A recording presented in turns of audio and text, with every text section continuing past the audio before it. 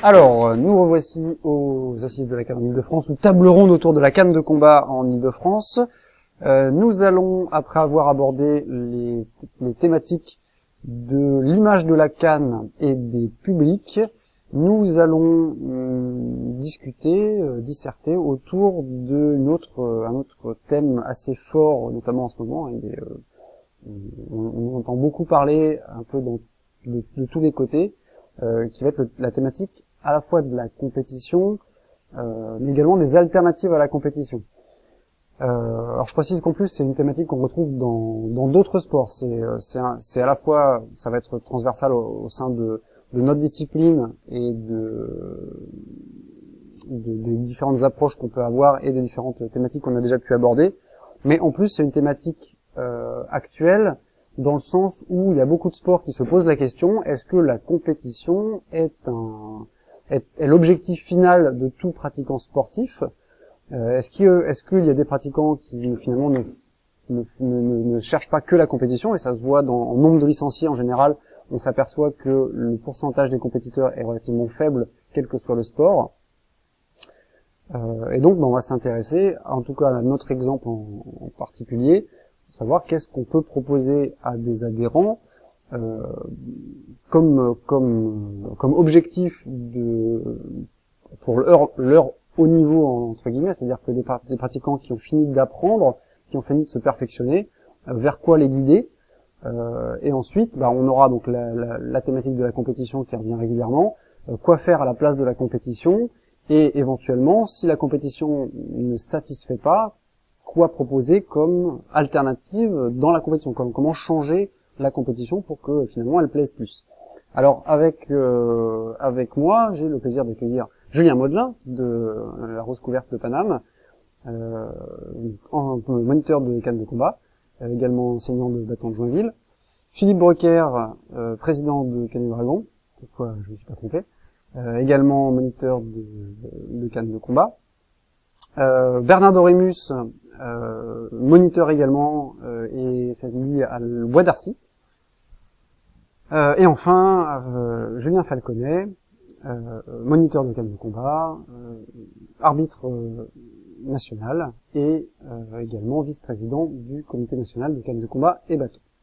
Alors, peut-être commencer, Julien Modelin, qu'est-ce que vous proposez dans votre club en termes d'autres choses, enfin, de compétition, d'accès à la compétition et d'autres choses que la compétition?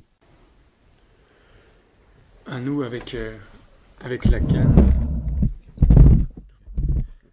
canne, vient naturellement la pratique de la double canne, pour ceux qui peuvent également la canne plus les coups de pied de boxe française.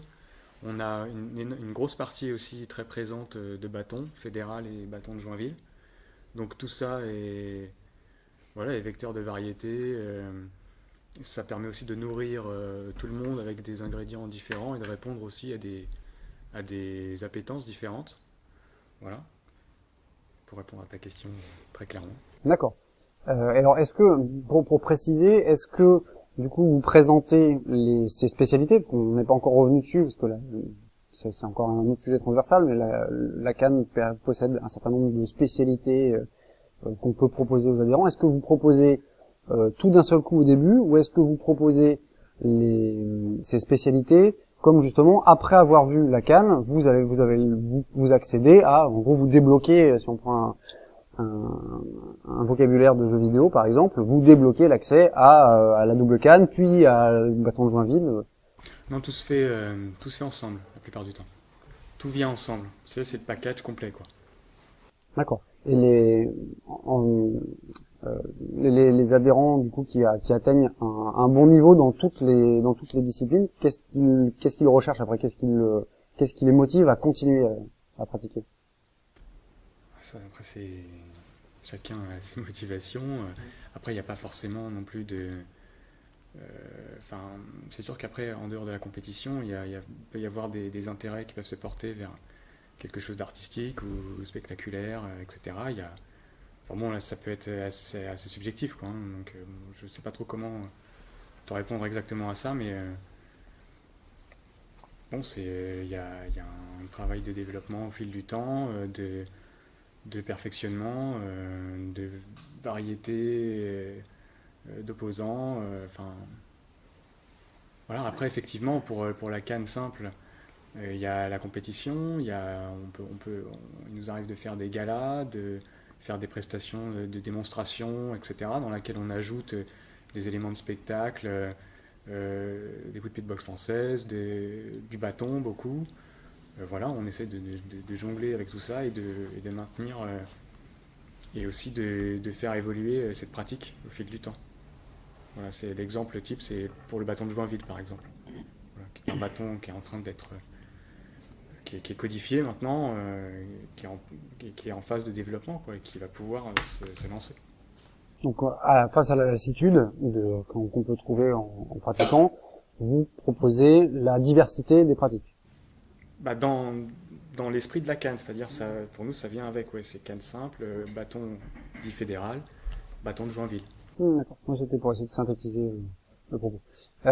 Philippe Broquer, est-ce que c'est, toi qui pratiques depuis justement relativement longtemps, qu'est-ce que tu as pu venir trouver à la canne au début, et est-ce que tu as conservé cet intérêt au fur et à mesure, et comment est-ce que ça a évolué, et en tant que moniteur, est-ce que tu vois aussi des intérêts particuliers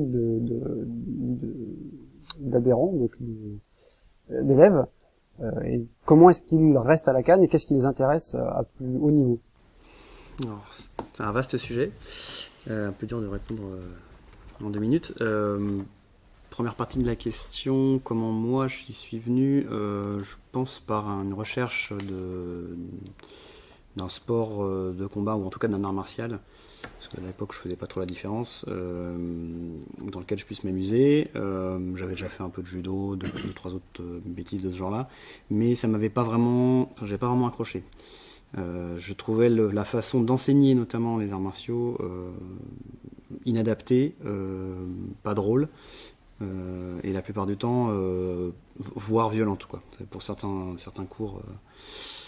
Et donc ça m'avait un peu calmé, entre guillemets, sur mon envie d'aller apprendre un sport de combat. Et quand j'ai découvert la canne, effectivement, j'ai découvert ce côté, ce mélange entre le fun et le sport, pardon, et la discipline, le fait d'être esthétique et ludique. Enfin, c'est ce mélange-là qui m'a vraiment fait accrocher, et aussi l'enseignement, c'est-à-dire que l'enseignement était fun. Enfin, fun. C'est un mot bizarre, disons plutôt, il était tourné vers l'élève, tourné vers la compréhension de ce que tu fais, de l'espace qui est autour de toi, des techniques, de la technique, et pas dans le fait de répéter pendant 800 ans ce que fait le maître, jusqu'à ce que tu comprennes comment faire, ce qui est le type d'enseignement asiatique assez classique. Donc ça, au contraire, moi, les premiers enseignants de canne que j'ai eus m'ont vraiment débloqué. J'avais vraiment l'impression de débloquer ma sensation de l'espace, de m'amuser beaucoup plus et beaucoup plus vite. Voilà. Alors après, deuxième partie de la question, tu me posais la question sur en tant que moniteur. Est-ce que en tant qu'enseignant, comment est-ce que tu vois les élèves rester à la canne, et qu'est-ce qui les motive à la canne pour rester? Alors là aussi, il y a des motivations différentes, mais je pense qu'encore une fois, le fait de s'amuser, c'est un commun, clairement.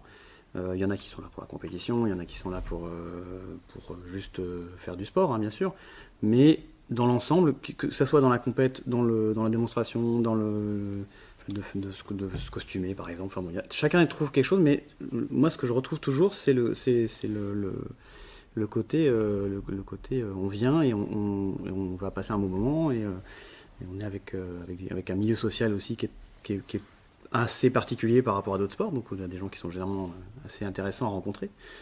Donc du coup, c'est ce côté social et comment dire, j'arrive pas à trouver le mot, parce que amusement, fun, tout ça, relationnel, enfin, qui finalement garde, enfin, alors que la discipline finalement n'est pas forcément le centre de la raison, à mon avis, pour laquelle les gens reviennent. Je pense qu'ils viennent faire de la canne parce qu'ils s'amusent en faisant de la canne, mais ils s'amuseraient en faisant autre chose, ils viendraient quand même, quoi.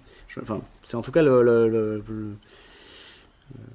le sentiment que j'en ai, et ils viennent petit à petit à la discipline, à la technique, et après ils vont s'amuser en faisant la discipline. Donc peut-être que, évidemment que la discipline est au centre aussi de leur pratique et donc de leur amusement. Hein, je ne suis pas en train de dire que la canne n'est pas... voilà. C'est parce qu'ils peuvent s'amuser en faisant de la canne qu'ils s'amusent et donc qu'ils reviennent. Voilà. Mais je pense vraiment que c'est ça le centre de la motivation des gens. La notion de communauté d'esprit que tu voulais... Alors oui, pour le côté social, effectivement, on sait aussi que les gens viennent à la canne par différents imaginaires, différentes fantasmes ou de je sais pas, des univers, etc. Et effectivement, il y a une communauté d'esprit autour du combat avec une arme qui retient aussi un petit peu souvent les gens qui fait venir des gens qui aiment déjà les mêmes choses, quoi, finalement. D'ailleurs, les canistes sont souvent des joueurs, et les joueurs sont souvent intéressés par la canne quand on leur présente, quoi. Oui, on s'est intéressé à cette thématique-là avec le public tout à l'heure, justement, comment faire venir le public. On reste un peu sur comment le conserver. Est-ce que, Bernard, tu peux nous préciser ce que vous faites en club en termes de variété d'activités à proposer, on va dire à plus haut niveau? Alors déjà, nous, au niveau du club de Bois-d'Arcy, on n'est pas forcément orienté compétition, mais la compétition n'est pas une finalité en soi, mais c'est une étape dans l'évolution, je dirais, de technique, de compréhension, de pouvoir se confronter à d'autres personnes autres que les gens du club. Donc ça permet de rencontrer d'autres personnes, de voir ce que l'on apprend et effectivement d'apprendre d'autres choses par le biais d'autres personnes. Donc ce qui fait qu'on fait un peu de compétition, on fait sur des compétitions plutôt en équipe. Ça permet d'avoir un noyau, que le club soit vraiment lié équipe, de se confronter à d'autres et de voir comment ils vont s'auto-gérer. Donc jusqu'à maintenant, je les ai laissés seuls se gérer. Il y en a un qui s'est mis un petit peu, sur chaque assaut, s'est mis un petit peu en chef d'orchestre pour donner un petit peu les orientations, d'expliquer un petit peu à chacun de voir en fonction de ce qui se passait, comment faire et quelle adaptation de jeu vis-à-vis des équipes adverses. Donc c'est très positif parce que les gens sont revenus avec une certaine motivation, sans forcément pouvoir aller vers la compétition, mais de dire, on a appris quelque chose, on a été confronté à quelque chose, on a un acquis, il est ce qu'il est, et on a pu, je dirais, entre guillemets, par rapport à notre expérience, notre savoir-faire, embêter des gens qui sont champions, qui ont un très bon niveau technique, les retrouver, mettre des gens qui sont vraiment très très haut placés, les mettre dans une situation où ils vont se trouver face à un compétiteur, comme un tireur, qui ne bouge pas. Donc même des champions se sont retrouvés à avoir du mal à gérer ce côté. La personne qui est en face de moi, je peux être champion, il ne bouge pas, qu'est-ce que je peux faire? Tout à l'heure, c'était le côté qui était parlé, qui était du ressenti. Donc c'est intéressant aussi d'avoir le retour du tireur de ce qui s'est passé. Ces gens-là continuent à faire venir en compétition une fois par an, effectivement en équipe. Donc voilà, c'est la principale idée de la compétition, c'est ce vers quoi moi je cherche à les emmener, pour pouvoir leur apporter les petits plus, se confronter, se dire voilà, maintenant si tu veux aller plus loin, on peut, mais il faut passer des caps techniques. Donc ensuite le club, ce que nous on fait essentiellement, on fait de la canne, de la double canne, du bâton, et on introduit maintenant effectivement la canne savate. Donc on commence à introduire des coups de savate box au sein du club pour leur apporter encore davantage de mobilité et une construction de jeu. Donc je construis quelque chose avec la finalité de vouloir être touché. Aujourd'hui, quand je regarde un peu les compétitions, les gens, le but du jeu, c'est d'être tout de suite touché pour marquer des points. Et je trouve qu'il manque le côté de la construction. Donc il y a vraiment le côté stratégie, technique. Donc le fait de rajouter une arme supplémentaire qui est les coups de pied, ça force les gens à construire le jeu et à travailler des distances. Donc on accentue encore le travail de la distance, de récupération ou avancer pour récupérer, pour aller toucher son adversaire ou son partenaire avec les pieds. Donc c'est de plus, et on se rend compte que finalement les gens commencent effectivement à avoir davantage de mobilité et une construction du combat qui est différent. Ça change complètement. Ça peut être, pour regarder un petit peu l'idée de départ qui était une alternative de la compétition, ça peut être une alternative à la compétition, que ce soit en simple ou double canne, plus des coups de BS. On va voir, en tout cas de mon point de vue, on voit une construction qui est différente, qui se met en place et vraiment des stratégies qui changent complètement. D'accord, donc on va avoir en plus, en fait, encore une fois, pour synthétiser, mais avoir toujours de l'opposition, mais éventuellement interstyle comme on évoquait tout à l'heure avec Jean-Marc, mais ça peut être aussi avec des positions dans des spécialités comme la canne chausson, comme la double canne, comme le bâton, mais en dehors, parce que on peut aussi, ce qu'il faudra probablement faire, c'est se demander qu'est-ce que la compétition, parce qu'on a parlé jusqu'à présent de compétitions individuelles que sont les championnats de France et les internationaux de France, qui sont les grosses compétitions compétition nationale du comité national. Il y a également les compétitions par équipe qui finalement sont plus nombreuses que ces deux compétitions individuelles, puisqu'on a le TT parisien, le Miladiou et le Vasata Egg, qui proposent une variété de compétitions aussi. On peut aussi éventuellement mettre dedans les rencontres interclubs, quand on peut organiser des séances assaut par exemple où on invite d'autres clubs. C'est pas officiel mais ça reste une forme d'opposition sous la forme d'une compétition qui se passe en général bien parce que c'est l'état d'esprit et une bonne ambiance. Mais ce que je voudrais, alors peut-être que c'est Julien qui va pouvoir préciser ça, c'est qu'est-ce qu'il faut appeler compétition et qu'est-ce qu'on veut dans la compétition, comment on va décrire ça? Alors, moi je réfléchissais en écoutant les autres intervenants parler. En fait, j'ai un rapport paradoxal à la compétition parce que je suis rentré dans la CAN en me disant la compétition jamais. Et puis j'y suis venu et pire que ça, j'ai aimé ça et je dirais même quand j'ai arrêté il y a 4 ans, ça a laissé un grand vide.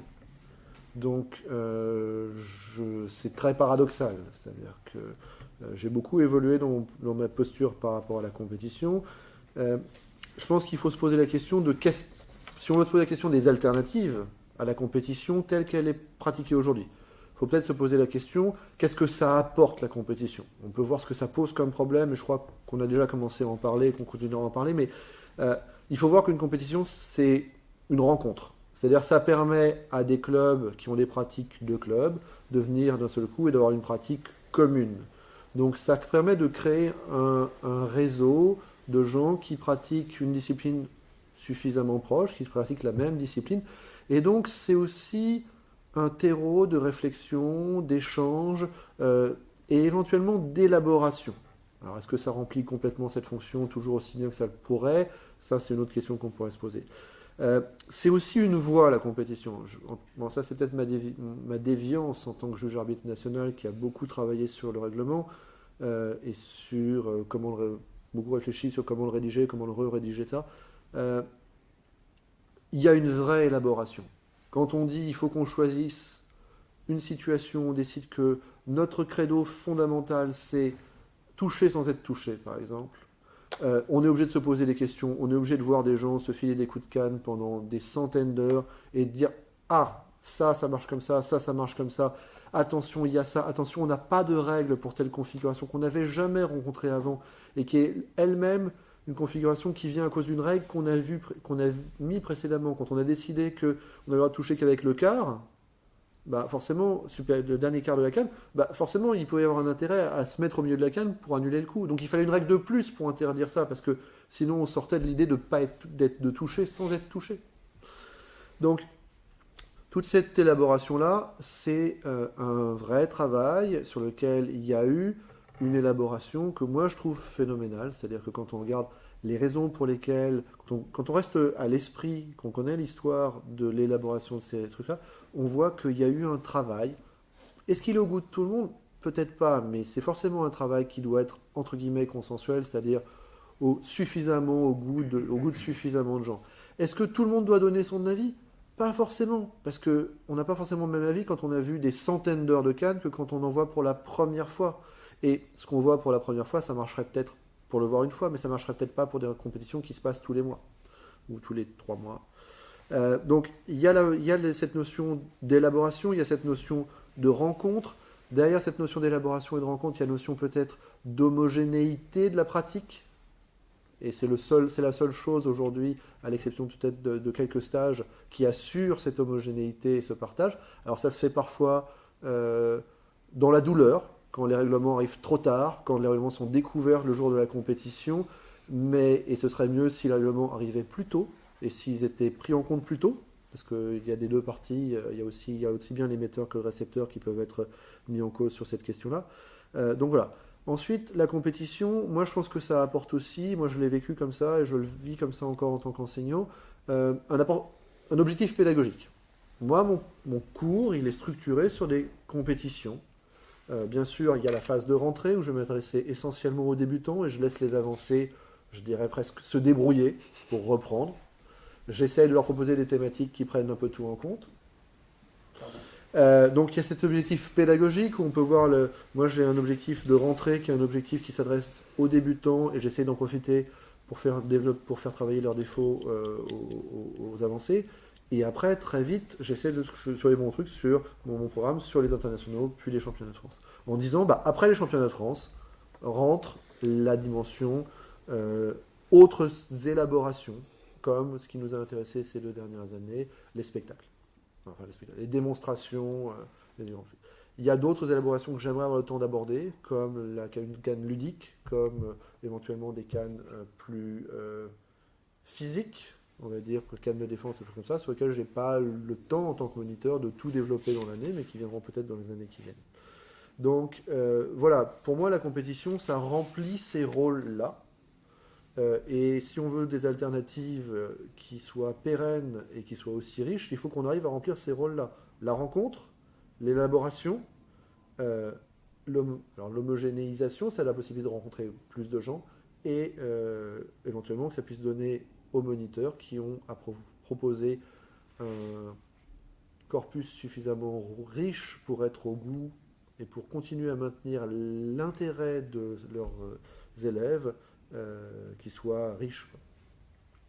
Voilà ce que je peux dire. Est-ce que ça correspond un peu à ta question de qu'est-ce que c'est qu'une compétition? Oui, tout à fait. Et justement, en fait, on va peut-être pouvoir rebondir là-dessus. Alors, tu as parlé d'objectifs pédagogiques. On peut même étendre ça à des objectifs de pratique, en fait, au bout d'un moment, parce qu'une fois on parlait des fondamentaux tout à l'heure, une fois qu'on a acquis les 6 offensives de base, puis les fentes, voilà, on a toujours les changements de main. Mais en gros, là, ce que j'aimerais qu'on aborde, les volts. Ah non, je suis désolé, ce sera pour plus tard.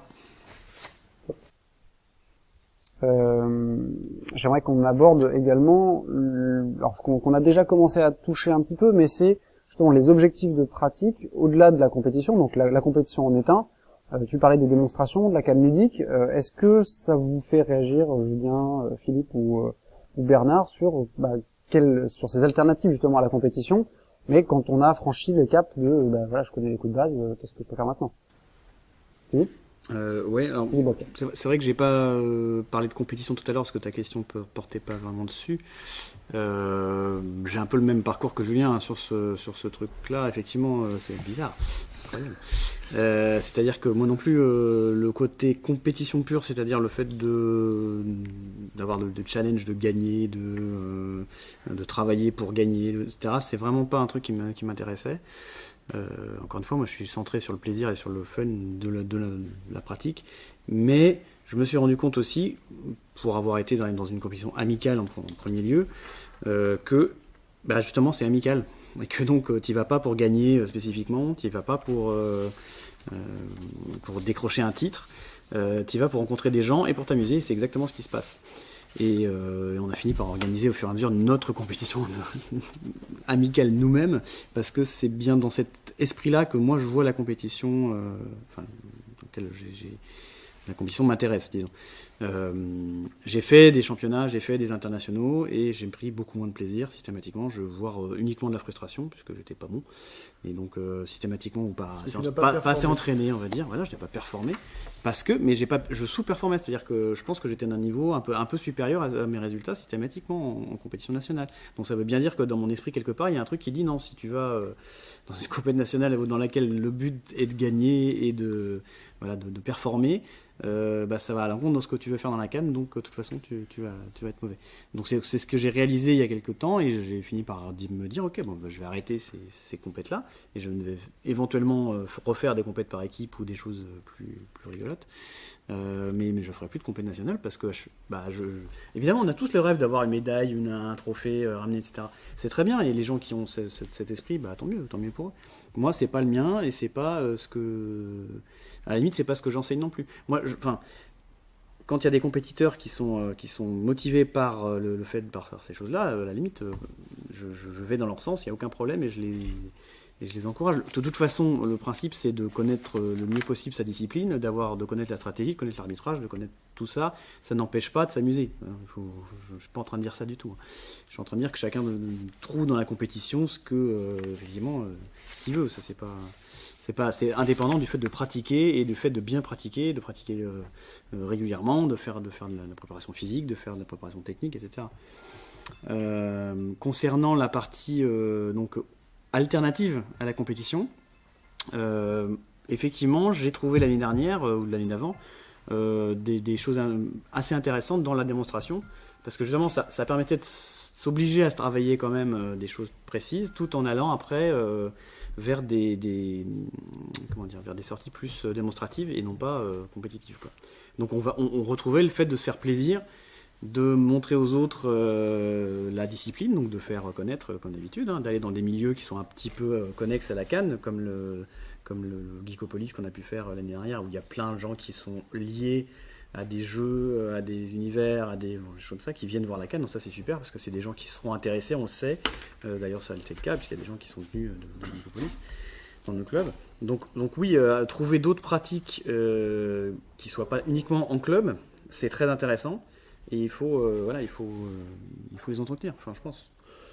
Julien, Bernard, vous voulez compléter ? Oui, moi je voudrais bien compléter, parce Réagir. que, effectivement, parce que par la compétition, j'ai fait peu de compétitions individuelles, parce que je me suis vite rendu compte que ce n'était pas là où je me sentais à l'aise, parce qu'effectivement pour moi la CAN, la CAN c'est un plaisir, c'est un jeu, et en compétition, le peu que j'ai fait, je n'ai pas pris de plaisir, donc je te rejoins complètement là-dessus. C'est pour ça que d'un côté je ne suis pas orienté compétition, mais je pense que la compétition est une étape pédagogique pour, je dirais, les élèves, pour continuer à progresser et à comprendre des choses. Ce n'est pas pour moi une finalité en soi, mais c'est vraiment une étape incontournable pour continuer à évoluer et comprendre des choses. Le fait de se retrouver, je dirais, face à d'autres personnes qui ont des enseignants qui sont différents, qui apportent des choses qui sont différentes, avec une vision. Les techniques sont les mêmes, mais la façon d'approcher pédagogiquement la même technique peut être différente. Ça rejoint un petit peu ce qu'on entendait ce matin, ce qui était un peu dit. Voilà, c'est la même technique, 2 moniteurs, 3 moniteurs peuvent l'aborder, la présenter différemment, et chacun va avoir sa sauce. Donc c'est bien. La compétition, effectivement, permet d'être confronté à des personnes qui ont une autre pédagogie, et ça permet effectivement de voir un peu les choses différemment. Julien ? C'est bon ? Donc, oui, moi je vais en profiter pour compléter quelque chose. Dans la compétition, il y a autre chose qu'on trouve et qui n'est pas forcément ce qu'on trouve, par exemple, dans la partie spectacle, mais qu'on peut trouver ou pas dans la partie ludique, qui est la notion d'opposition. C'est-à-dire la réalité de ce qui se passe quand quelqu'un ne veut pas se laisser toucher. C'est-à-dire quand il va mettre tout en œuvre, toute son énergie pour ne pas être touché, essayer de se toucher. Et il y a une dimension un petit peu jusqu'au bout de la compétition qui oblige à aller toucher des limites et à aller chercher des choses qui sont à la limite. Est-ce que l'enjeu c'est forcément le titre ou que ça on est d'accord, ça pourrait être fait sous d'autres formes. Mais le moment où on atteint cette concentration, où toutes nos facultés sont dirigées vers un seul objectif qui est toucher sans être touché, pour reprendre globalement Canva, ça c'est un paramètre qui est difficile à mettre en place, qui est très difficile à mettre en intra-club par exemple. Je sais que beaucoup de compétiteurs disent la même chose, c'est que quand ils tirent dans le club, c'est pas la même chose que quand ils sont sur une aire. Parfois on le dit aux compétiteurs qui veulent y aller, on dit attention, ce sera pas comme ça que ça s'est passé, ça va se passer différemment. Et moi je suis embêté parce que je dis à mes compétiteurs, mais je ne sais pas comment te préparer à ça. Tu vas vivre à ce moment-là quelque chose dont je ne peux pas te donner les conditions. Tu vas tirer contre quelqu'un dont tu connais à peine le prénom. Et ça, c'est pas possible au club. Enfin, on peut faire des interclubs, on peut faire des choses comme ça. Mais c'est vrai que ça met l'opposition d'une manière très particulière. Est-ce que l'opposition est nécessairement à mettre en place dans un échange de cannes ? Je ne le pense pas. Mais il faut reconnaître que c'est quelque chose qui existe dans la compétition et qu'on peut rechercher dans d'autres formes, et ce serait envisageable aussi. Il y a des formes, par exemple, d'affrontement. J'ai vu des règles de bâton où on note le duo plutôt que de noter l'un et l'autre, et c'est l'ensemble des notes qu'on a eues sur les différents duos, le truc, où il n'y a pas d'opposition à l'intérieur du duo. On essaye d'en maintenir parce que ça participe à la note collective, la note globale, qui est une note totalement d'agressivité, enfin de combativité. Mais il n'y a plus d'opposition. C'est-à-dire qu'on met ses compétences non pas en opposition à celles de l'autre, mais dans une construction commune. Moi, je trouve que c'est des dynamiques qui sont hyper intéressantes et qui pourraient participer à un développement complémentaire. J'entendais qu'on parlait de s'amuser, et on pouvait s'amuser ou pas en compétition. Si on part sur une alternative à la compétition, alors peut-être que s'amuser, oui, mais la question qui nous reste à répondre, c'est comment ? C'est quoi qui est amusant en dehors de la compétition ? Moi, quand j'ai arrêté la compétition, je l'ai dit tout à l'heure, j'ai eu un passage à vide. C'est-à-dire que, et je m'aperçois que pédagogiquement, j'ai fait le choix de me concentrer plusieurs années sur la compétition, j'ai fait le choix d'arrêter parce que j'avais compris que pour continuer à progresser en compétition, il fallait que j'arrête tout le reste. Il fallait que j'arrête la double canne, il fallait que j'arrête le bâton, il fallait que j'arrête les autres formes parce que ça me provoquait des réflexes parasitaires qui n'étaient pas adaptés. J'ai pas pu arrêter l'enseignement parce qu'on était en train de monter le club et que il fallait. Mais je voyais comment le temps consacré à l'enseignement freinait ma progression en termes de compétition. Et aujourd'hui, j'en suis arrivé. Après ça, j'ai eu 6 mois de passage à vide, où j'en ai profité pour me remettre par conviction, a priori, sur le bâton et la double canne, mais il m'a fallu 6 mois pour retrouver des choses intéressantes et avoir l'impression d'avoir apporté des choses. Aujourd'hui encore, j'ai l'impression que je peux prendre un compétiteur et j'ai 2 ans de travail à lui faire faire. Je peux faire le plan de séance, je sais sur quoi on va travailler.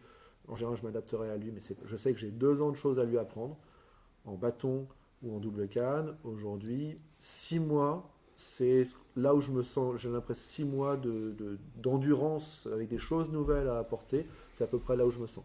En canne chausson ou c'est plutôt de l'ordre de 1 ou 2 mois, et en canne de défense, je suis plutôt sur un cours, quoi. Parce que me sens pertinent, je peux faire plus, hein, mais après j'aurai l'impression d'étaler un peu la confiture. Oui, donc, juste pour rebondir sur un point qu'on a vécu tous les deux, donc c'est pour ça aussi que ça me rappelle des souvenirs. Au début de la compétition, où en fait on arrivait dans notre première compétition et on s'est rendu compte à quel point les tireurs qu'on rencontrait avaient une pratique différente de la nôtre. En termes de vitesse, en termes d'armée, de plein de choses. Enfin, voilà, on a vraiment l'impression de rencontrer une canne.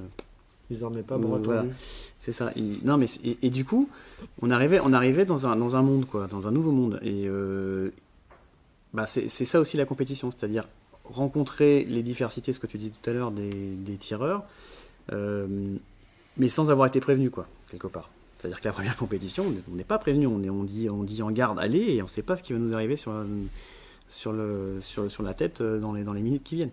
Donc, ça avait un côté aussi, au début, c'était assez choquant finalement. Hein. Enfin, moi, les tout premiers assauts, c'était assez choquant parce qu'on se prenait des scores fleuves, parce qu'on était incapable d'anticiper les techniques qu'ils utilisaient. Et puis parce qu'on était débutants, enfin, on n'avait pas été particulièrement préparé à la compétition non plus. Voilà, exactement. Donc moi, cette expérience-là, je l'ai retenue. Ça, c'est un souvenir que j'ai toujours. Et quand j'enseigne maintenant à des gens qui veulent aller à la compétition, j'essaie de les mener au mieux pour qu'ils soient, enfin, d'enseigner au mieux pour qu'ils soient pas surpris dans ces premières compétitions, même si ça va forcément être le cas, mais au mieux, voilà, pour qu'ils arrivent à être le plus préparés possible à cette diversité de techniques et qu'ils aient leur propre technique de défense et qu'ils sachent se défendre et avoir une stratégie, avoir une tactique, ce qu'on n'a pas forcément eu comme enseignement au début avant d'avoir notre première compétition. On avait eu des cours très techniques, c'est vrai, mais pas forcément orientés compétition. Donc il y a vraiment un enseignement orienté compétition qui n'est pas forcément, encore une fois je reviens à ce que je disais tout à l'heure, qui n'est pas forcément l'enseignement orienté performance, gagne et compagnie, quoi. C'est 2 choses encore complètement différentes. Moi, j'adore, franchement, j'adore, je crois que c'est ce que je préfère en CAN, mettre un casque de maintenu et dans une aire de combat arbitrée. J'adore ça, franchement. C'est à chaque fois qu'on le fait en club, à chaque fois qu'on a une séance assaut, bon, je n'y vais plus trop en ce moment, mais à chaque fois que j'ai eu ces expériences-là en amical, c'est les moments que je retiens qui sont les plus, voilà, qui m'ont le plus plu, quoi. Voilà. Alors, je sais pas si c'est le cas pour tout le monde, mais en tout cas, je différencie bien le fait de voir un assaut arbitré avec toutes les règles de la CAN, d'un assaut dans lequel on a un enjeu, qu'on s'est mis peut-être, hein, voilà, après, mais on n'empêche qu'on a un enjeu, on dit, ah bah attends, moi j'estime que je dois arriver à telle place, quoi. Après, au-delà de telle place, je serais hyper heureux, en dessous, bon, je ferai un peu la tête. Et quand on se fait éliminer dès le début, à un moment donné, il faut se remettre en question, c'est qu'on n'a pas fait ce qu'il fallait, c'est qu'on n'était pas dans le bon... Voilà. Donc j'ai eu cette expérience-là, et donc, mais je la différencie complètement, et je m'éloigne un peu de ce que je disais au début, peu importe, mais en tout cas, je différencie totalement le fait de faire de l'assaut, d'accord, et le fait de faire de la compétition. C'est pour moi deux pratiques qui sont différentes, même si elles sont liées, évidemment, mais on peut faire de l'assaut, on peut s'entraîner à faire de l'assaut, on peut être meilleur, etc. Et la dernière chose que je voulais dire par rapport au point que tu as évoqué tout à l'heure, c'était quand on s'entraîne pour faire ça, pour faire de l'assaut, pour faire de la compétition, effectivement, on peut réduire un certain nombre de pratiques. Pour réduire sa pratique dans le spectre, voilà, on fait moins de volts par exemple, on fait moins de trucs. Mais c'est pas obligatoire, c'est pas une fatalité. C'est quelque chose qu'on voit dans la compétition aujourd'hui, mais c'est pas une fatalité. C'est-à-dire que je pense qu'on peut développer, et c'est les choses que j'ai vécues aussi dans divers enseignements, on peut développer des choses techniques assez larges, tout en étant efficace en compétition. Je veux dire, des volts en compétition, on peut les faire. C'est juste qu'au début, il ne faut pas forcément chercher à tout faire, quoi. Donc on cherche effectivement à réduire le champ de ce qu'on sait faire et ce qui est efficace, c'est-à-dire travailler nos points forts. Voilà, j'arrête de parler parce que je parle trop. Moi, je voulais juste réagir par rapport à ce que tu disais, effectivement, par rapport à la compétition. S'il y a vraiment, c'est des cours de compétiteurs, vraiment des cours, des séances orientées compétition, quand il peut y avoir des enseignements qui sont généraux et des enseignements qui sont orientés vers l'assaut.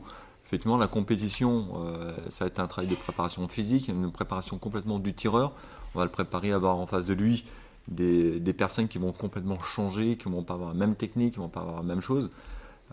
Et préparer des gens vers l'assaut, c'est encore différent parce que ça va être un assaut, ça va être constructif, ça va être prendre du plaisir de jouer, de retrouver quelqu'un face à lui, même si on ne le connaît pas, mais c'est pas, pour moi, l'idée en tête, ça ne sera pas la même. Effectivement, ça sera je gagne, c'est tant mieux, je perds, c'est pas grave.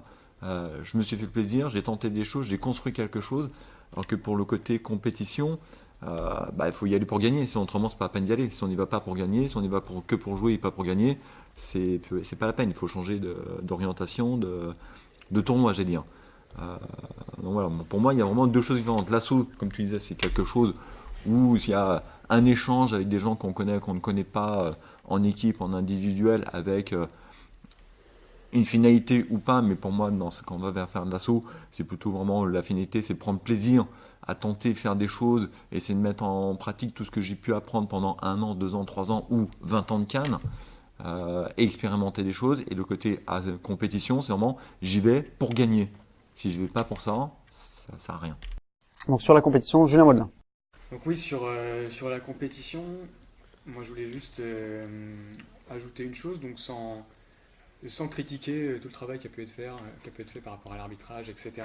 Parce que je constate, ça vient de notre club, mais j'ai pu le constater aussi de différents tireurs, de différents clubs, et notamment, c'est souligné par ce que vous venez de nous dire même. C'est vrai que les gens qui vont à la compétition, c'est toujours une expérience un peu désagréable quand même au final, assez difficile à vivre, et il y a pas mal de points de friction à ce niveau-là, au niveau des techniques, etc. Et moi je voulais juste signaler parce que on estime quand même j'estime qu'il y a un petit souci quand même d'uniformité au niveau de la technique. Pour avoir regardé les vidéos personnellement et d'autres personnes aussi l'ont fait, on peut constater quand même en regardant les vidéos, d'à peu près tout le monde, je vise personne en particulier, on constate des fautes par rapport aux critères même de base de la CAN, qui sont repérables assez facilement et qui ne facilitent pas à mon avis l'arbitrage, qui rend ça très laborieux et très difficile, mais sur des trucs aussi simples que le développement complet du bras, l'armée, la parade riposte, etc. Et je pense que ça joue énormément sur tous les problèmes qui vont se soulever à partir de là. Après, il peut y avoir des... Voilà, après, il y a d'autres paramètres aussi qui rentrent peut-être en jeu au niveau de la transparence par rapport à l'arbitrage. C'est souvent que, et pas que moi, et pas que les gens de mon club, qu'on comprend pas trop voilà, les décisions, les résultats, les pénalités, les procédures, les processus, etc. Bon, et ouais, il y a un certain nombre de choses qui nous paraissent un petit peu, on va dire, anomalies et qui, à mon avis, jouent beaucoup sur cet état de fait, quoi. Et je pense que là, il y a quelque chose à faire parce qu'au final, je pense que si on revient vraiment aux fondamentaux et qu'on s'applique à pratiquer vraiment purement, les assos seront moins rapides, plus lisibles et donc plus intéressants au niveau de la qualité du spectacle. Voilà, après pour revenir par rapport aux alternatives à la compétition, voilà, je voulais juste rebondir sur ce que j'avais dit tout à l'heure. Évidemment, il y a déjà une matière qui est là, c'est le bâton, que ce soit fédéral ou le bâton de Joinville. Effectivement, moi j'ai pu participer au duo de chorégraphie technique, qui est une expérience intéressante, qui pourrait être développée, qui est totalement accessible à n'importe qui voudrait s'y mettre. Il n'y a pas de dimension un peu brutale comme ça, de compétition pure, qui peuvent en rebuter certains. Et donc je pense qu'on peut vraiment construire à partir de ça, voilà. Et notamment, par exemple, avec le bâton de Joinville. Voilà. Ensuite, il y a des mélanges, etc., qui peuvent intervenir sur ces différentes pratiques. Il y a donc tout un côté artistique et spectaculaire à développer, à mon avis, là-dedans. Et sinon, il y a certainement aussi une orientation par rapport à l'expérience de notre club au niveau de la CAN de loisirs, on va dire, et notamment au niveau familial, c'est-à-dire les enfants qui viennent avec leurs parents, les parents s'y mettent parce que leurs enfants s'y sont mis. Et il y a clairement quelque chose à développer là-dedans. Ça peut être des actions, par exemple, dans les écoles selon les possibilités. Bon, je sais que c'est pas évident, mais ça peut être des actions pendant les vacances scolaires, dans des stations de ski ou ce genre de choses. Oui, là, on est plus dans soit l'image, surtout tes derniers propos, hein, l'image de la CAN ou comment toucher les publics, comme on a évoqué avant, plutôt que des alternatives vraiment à la compétition. Enfin, de toute façon, on le constate dans notre sport et dans tous les sports, il y a plus de personnes qui viennent pratiquer sans faire de compétition que de personnes qui font de la compétition. Finalement, ce que tu appelles la CAN loisir. Est-ce que, enfin, je me dis si je me trompe, hein, et je pense pas qu'on puisse considérer que la famille c'est une alternative à la compétition. Non, d'accord, mais ce que je veux dire, c'est que c'est sur les orientations en dehors de la compétition, quoi. Oui, d'accord. Pour nous, c'est clairement une orientation qu'il faut prendre, voilà, parce que Une orientation du coup de communication, c'est-à-dire plus communiquer et favoriser oui, vers ce public-là et l'intégration donc de dans les mettre en clubs. place des alternatives Oui, à la d'accord. compétition qui leur seraient adressées. Mais comme quoi du coup? Après, ouais, voilà, il y a tout un truc à développer là-dessus, mais je pense que la matière est là, quoi, avec la canne, la double canne, la canne panache, savate, le bâton, quoi.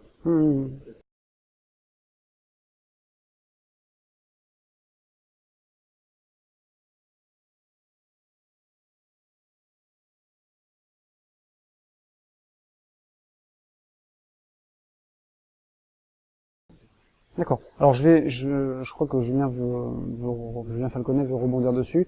Je pense qu'on peut peut-être du coup en profiter pour discuter de ce qui est reproché à la compétition, parce que tu as mis un certain nombre de points en évidence qui sont déjà reprochés. On peut peut-être reprocher d'autres choses alors, encore une fois à la compétition. On va dire ce qui est reproché surtout aux compétitions nationales, donc principalement internationaux et championnats, le championnat de France. Julien, est-ce que c'est là-dessus que tu voulais rebondir? Bah oui, c'était là-dessus que je voulais rebondir, mais si on en fait un point, ça vaut peut-être le coup de faire à la fois la liste de ce qui ne marche pas, et éventuellement y répondre dans un second temps. Là, j'allais répondre à vas-y, je te laisse répondre. Qui avait été lancé, mais je pense que peut-être qu'on peut effectivement, allons-y, voyons ce qui ne fonctionne pas dans les compétitions. Donc on a parlé, tu as parlé de technique. Et du fait qu'il y avait, tu m'arrêtes si je me trompe, mais si j'essaie de reformuler, il y a un glissement dans la technique observée en compétition qui serait la source d'un certain nombre de maux en termes de frustration, en termes de lésivité de la discipline et en termes de, si je j'étends un peu ce que tu dis, de freins en termes de développement. Est-ce que je me trompe ou est-ce que c'est globalement... Globalement. Ok. Le deuxième point que tu indiques, si je ne m'abuse, c'est le fait que du coup ça provoque des problèmes de compréhension et de frustration Aussi, ouais. qui sont importants et qui font que l'expérience de la compétition est souvent négative pour les compétiteurs. Et puis, mais je pense qu'on peut rajouter un certain nombre d'autres points. Moi, il y a un point qui me frappe dans la compétition, c'est que c'est quelque chose qui met fondamentalement en opposition, enfin j'en ai déjà parlé sur l'autre sujet, qui met les gens en opposition, et que faire reposer un mouvement sportif sur des rencontres qui sont centrées sur l'opposition, c'est presque antithétique avec la volonté de voir un mouvement sportif qui se développe ensemble. Il y a un truc, c'est on fait se rencontrer les gens que pour qu'ils se foutent sur la gueule. Donc, quelque part, ça peut poser question, et c'est une vraie question de fond, et je pense que c'est pour ça que c'est intéressant d'aborder les alternatives à la compétition telle qu'elle est actuelle, que ce soit des alternatives avec d'autres compétitions qui seraient moins centrées sur l'opposition. Par exemple, si on fait une compétition de style, une compétition de duo, on va sur autre chose. Si on fait des compétitions avec des, je sais pas, comme ce qui avait été proposé en handball, où il y a des équipes, on voit que bien, il y a bien une opposition entre les équipes. Mais ce qui fait la victoire, c'est la cohésion et la collaboration des membres à l'intérieur de l'équipe.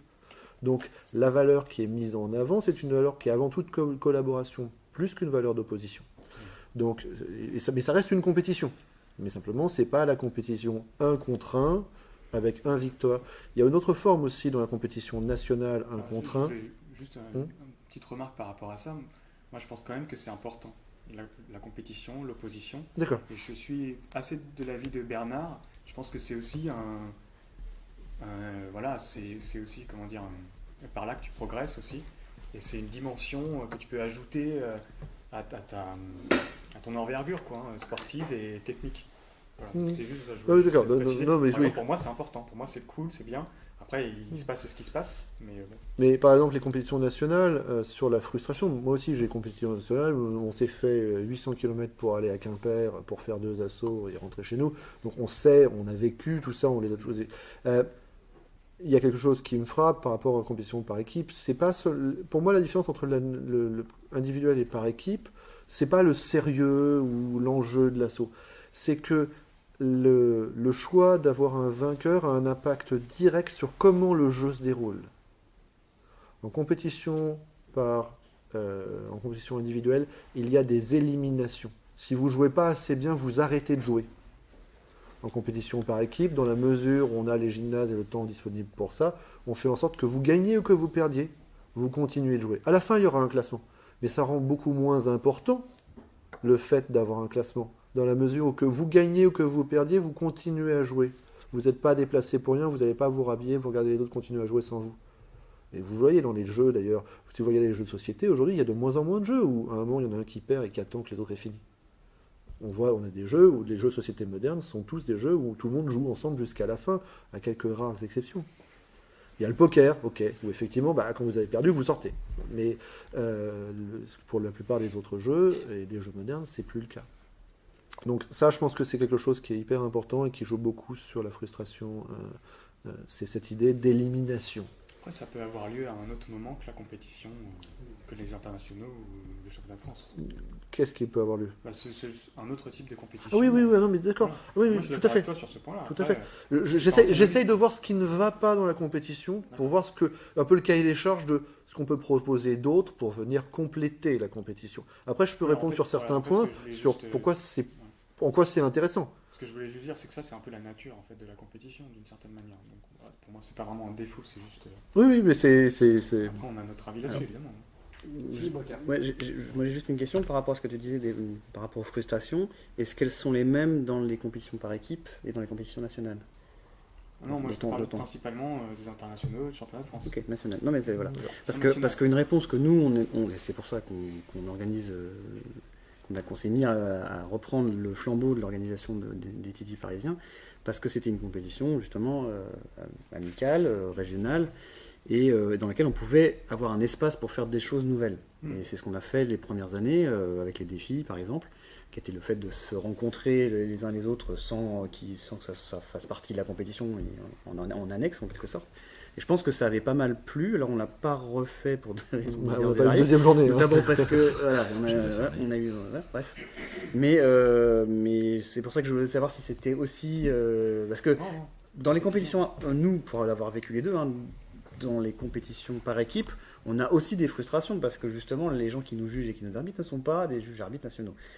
On essaie de diminuer de plus en plus le nombre plutôt d'augmenter le nombre de juges arbitres nationaux et régionaux dans les compétitions régionales, mais on n'est pas encore au niveau d'avoir 6 juges arbitres qui ont passé des diplômes et qui sont néo-nationales.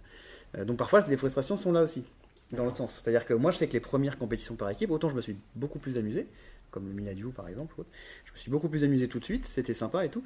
Par contre, on se prenait des scores de Oui, en fait, malades. on les écoutait pas assez rapidement. On faisait ce qu'on pouvait sur. Voilà, et au bout d'un moment, on les finissait par résultats. plus du tout faire attention au score et voilà, s'amuser. Et puis, mais enfin, bon, c'est vrai qu'on comprenait pas, quoi. On se prenait des 150 Non, points. non.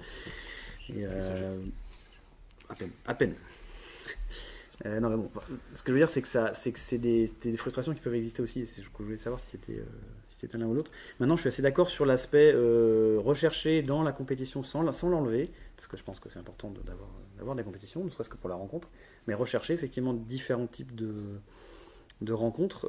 Et à mon sens, ce que nous, enfin, je sais pas pour dire, nous c'est ce qu'on a fait de mieux, mais c'est ce qui nous semblait le mieux, c'était ces formes-là de défis justement, qui sont à la fois des compétitions arbitrées, jugées dans un cadre d'une autre compétition, donc avec tout ce qu'on peut imaginer, l'air, le chrono, enfin tout est parfaitement organisé, comme dans une compétition normale, mais on n'a pas cet enjeu, quoi. On enlève, et pour moi, c'est l'enjeu qui tue, à mon avis, qui tue la compétition.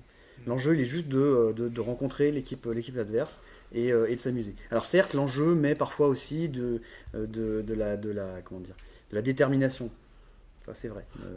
Mais bon, je pense quand même que le plus amusant, ce sont des compètes de ce genre-là. Voilà. Je l'ai pas vécu je l'ai pas vécu de première main, mais on m'a raconté que c'est comme ça que fonctionnaient les vieilles savates et les vieilles cannes. Cannes, C'est-à-dire que ce sont des gens qui viennent tous et qui se disent bah tiens je serais bien à l'assaut y aller avec bientôt. toi et on fait un tableau de rencontre sur la base de qui a envie de tirer avec qui. D'accord. Voilà. C'est une piste. Ça serait une bonne chose C'est à piste. faire. Et pouvoir multiplier ce genre de Voilà. rencontres, ça serait très très Alors, bon.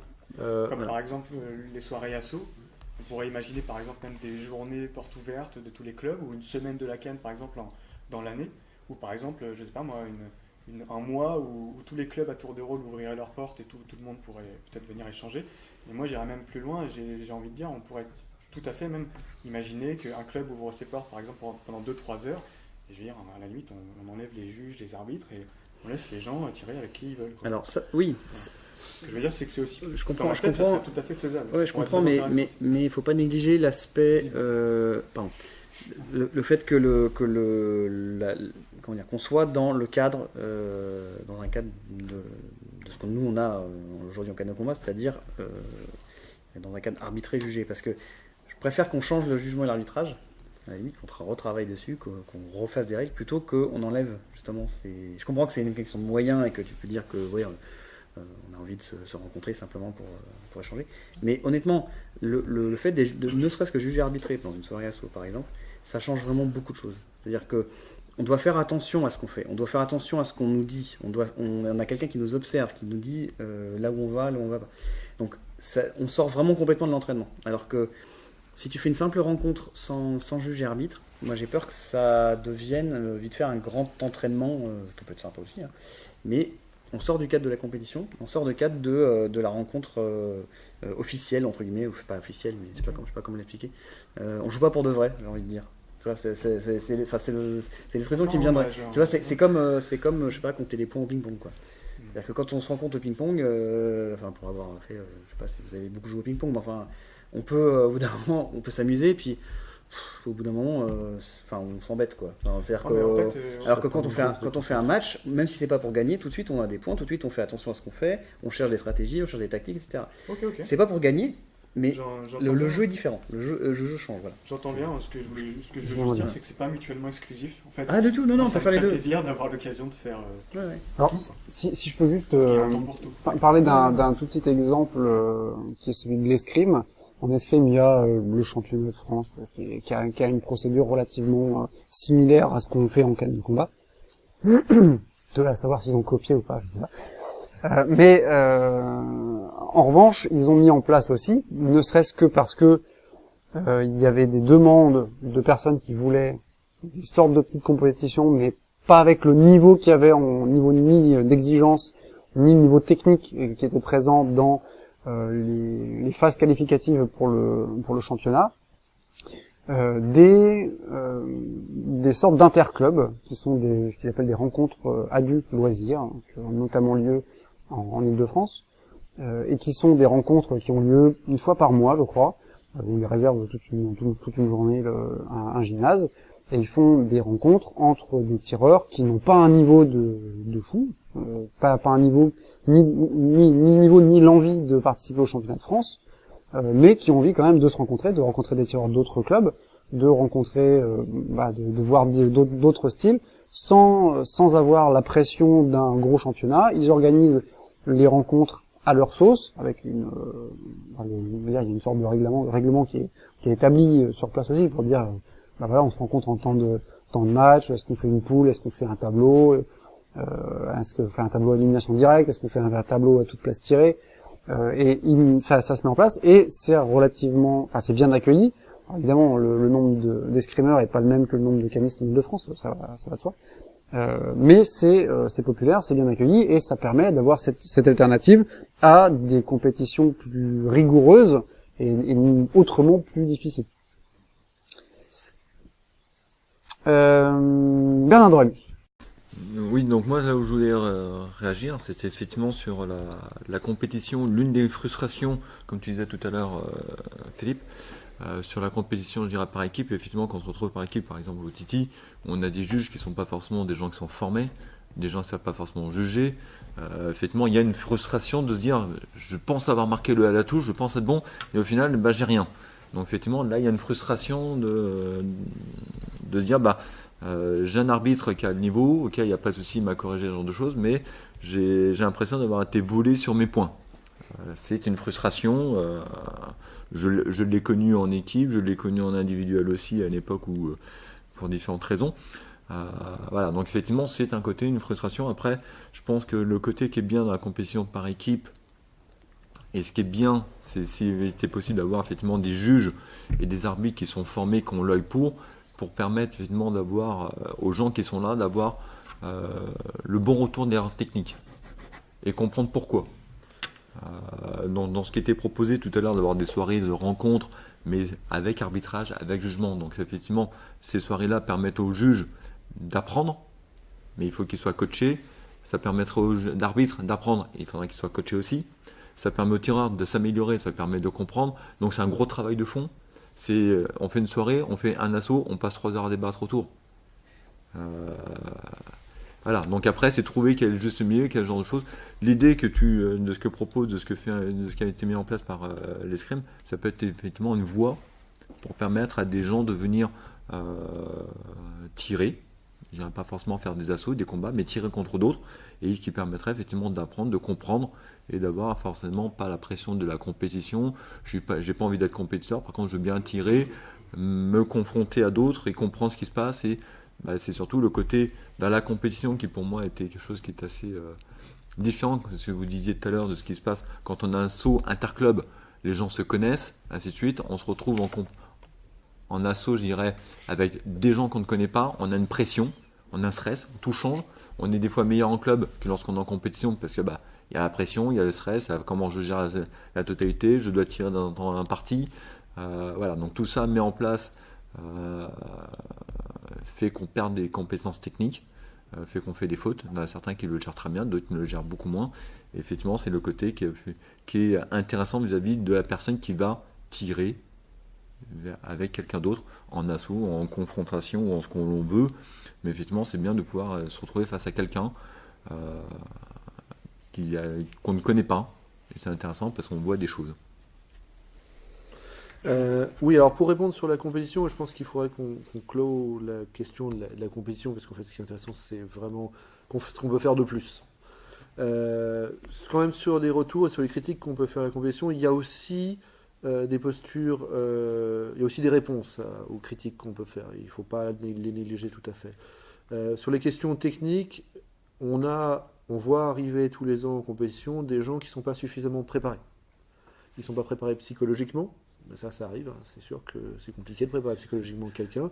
Du coup, ils perdent du niveau. Et tous les ans, on se pose la question en tant qu'arbitre, là je me positionne plutôt comme arbitre, qu'est-ce qu'on fait par rapport à ça?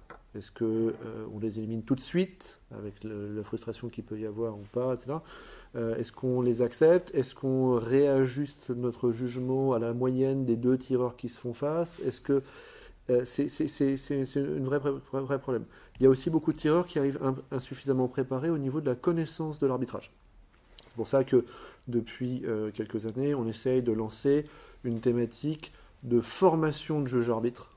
Pas forcément pour former des juges-arbitres, mais pour que les règlements, en région je veux dire, hein, au niveau Île-de-France, pas forcément pour former des juges-arbitres nationaux ou même régionaux, mais parce que pour un compétiteur, c'est très très intéressant de pouvoir s'asseoir de l'autre côté du masque et de voir ce qui se passe et de voir ce qu'il voit. Parce qu'il y a des choses qui sont choquantes quand on est compétiteur, je l'ai été, je l'ai vécu, qui deviennent très compréhensibles une fois que on s'aperçoit que de l'autre côté, il y a des choses qu'on voit, des choses qu'on ne voit pas. Des choses qu'on voit facilement, des choses qu'on voit difficilement. Donc ça, c'est vraiment quelque chose là-dessus. Je pense qu'une partie de la frustration du compétiteur pourrait être grandement désamorcée en étant mieux formé à la situation de compétition et en étant mieux formé à l'arbitrage.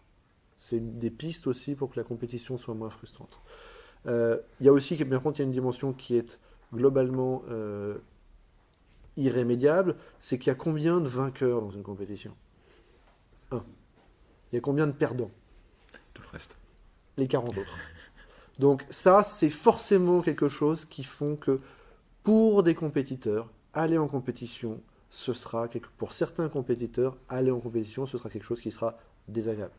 Parce que parmi les 40 qui ne sont pas sur le podium, il y en a forcément qui estiment, à tort ou à raison, on va dire, il y en a forcément qui estiment à tort, qui devrait y être. Ceux qui estiment à raison qui devrait y être, c'est une autre question. D'accord?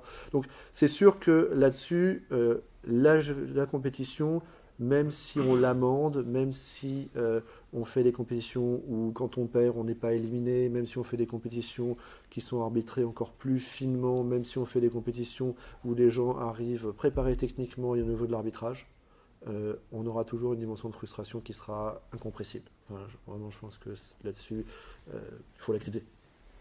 Mais Juste une dernière remarque rapide, c'est vrai que ce que tu dis au niveau de l'arbitrage et de la frustration, ça me fait penser que quand on est frustré, c'est aussi parfois pour l'avoir vécu aussi, hein, qu'on ne connaît pas forcément les dernières règles, les derniers dossiers, comme tu disais, qui ne sont pas forcément arrivés suffisamment tôt, qu'on n'a pas pu s'entraîner avec ces règles-là et qu'on est surpris par un certain nombre de choses et de pénalités, par exemple, qu'on ne connaissait pas, ou de façons de faire qui nous sont reprochées, alors que notre prof nous a appris comme ça. Donc en tant que moniteur, on a aussi la responsabilité de se renseigner et de faire en sorte que les tireurs qu'on envoie en compétition sachent parfaitement à quoi ils vont être, sur quel type de mouvement et de règles générales, enfin dans quel cadre ils vont être jugés et arbitrés, et pour qu'ils soient au minimum pas frustrés lorsque eux font les choses correctement et que l'arbitre juge par rapport à ces choses. Après, on peut discuter des heures sur la qualité de l'arbitrage, ça c'est complètement un autre sujet. Mais en tout cas, sur les choix de l'arbitrage. Sur les choix, la qualité, c'est quelque chose. La qualité et les arbitres.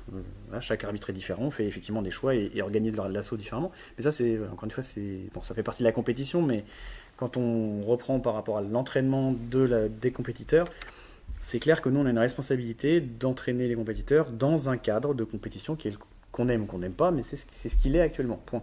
Il n'y a pas à discuter, soit on va dans les compétitions et on respecte le cadre, soit on ne va pas dans les compétitions Et soit on change le cadre. Enfin, à un moment donné, là, il y a un cadre arbitral qui est décidé avec un certain nombre de règles, de directives, qui sont plus ou moins bien appliquées. Après, bien sûr, hein, personne n'est parfait.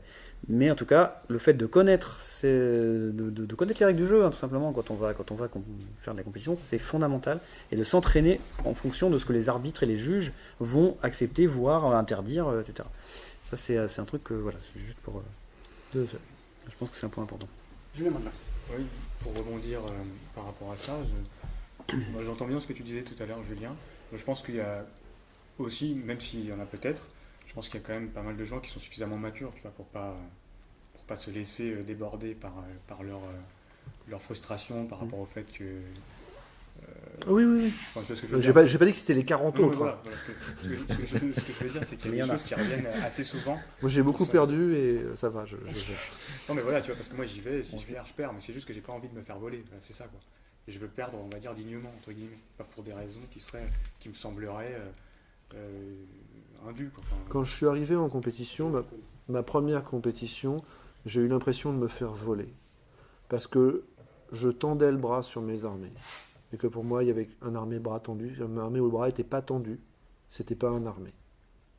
Et j'ai vraiment eu l'impression d'être volé face à des gens qui marquaient des points alors qu'ils n'armaient pas. Ils faisaient ça, c'était pas armé. Moi, si le bras n'était pas là, c'était pas armé. Donc, j'avais été clairement pas préparé à ce que j'ai vécu. Et j'ai eu l'impression d'être... J'étais pas grave. Moi, j'y allais pour la première fois, j'acceptais de perdre.